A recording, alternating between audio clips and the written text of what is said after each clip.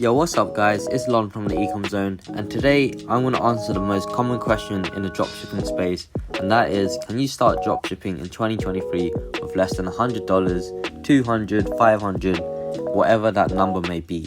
And honestly guys, I wouldn't recommend starting a dropshipping business with that little capital. I always recommend people start with at least $1,000 in capital and with a regular income stream, and these are the reasons why. So the first major point is that you're going to have less wiggle room for errors. If you're going to start with a really low budget, like $100, it means you have a limited budget to cover potential mistakes, refunds, ad costs, product costs, payment holds, and fees. This is why I always recommend people to have a large capital when starting. However, if you want to start your dropshipping business with less money, then you'll need to make sure you are skilled at marketing and digital design. Your success will heavily rely on these two skills. With a limited budget, you'll also need to pick a niche that is in demand and is not saturated. Now, if you're not skilled at designing websites or creating ads that generate sales, then you'll need money to optimize your funnel. Now, let's say we live in a perfect world and you started receiving sales on your first ever store and products. The next problem you'll probably run into is cash flow issues.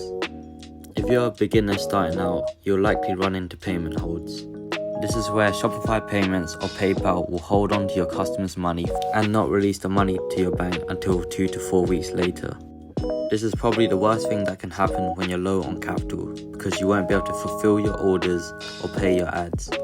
And this is why I always recommend people start with a higher capital and a regular income stream, just in case you need to inject more money into your business and cover these hiccups.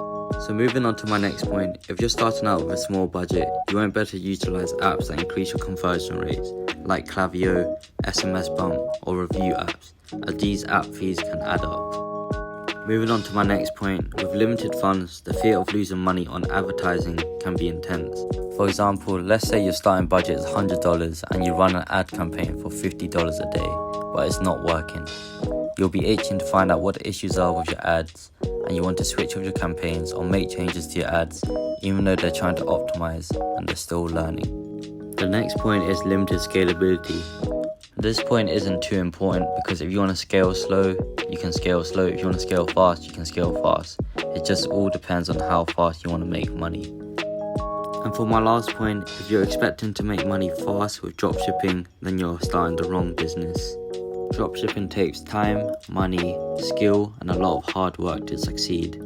I hope this video helped you guys understand why it's so important to start dropshipping with more than $1,000 and a regular income stream.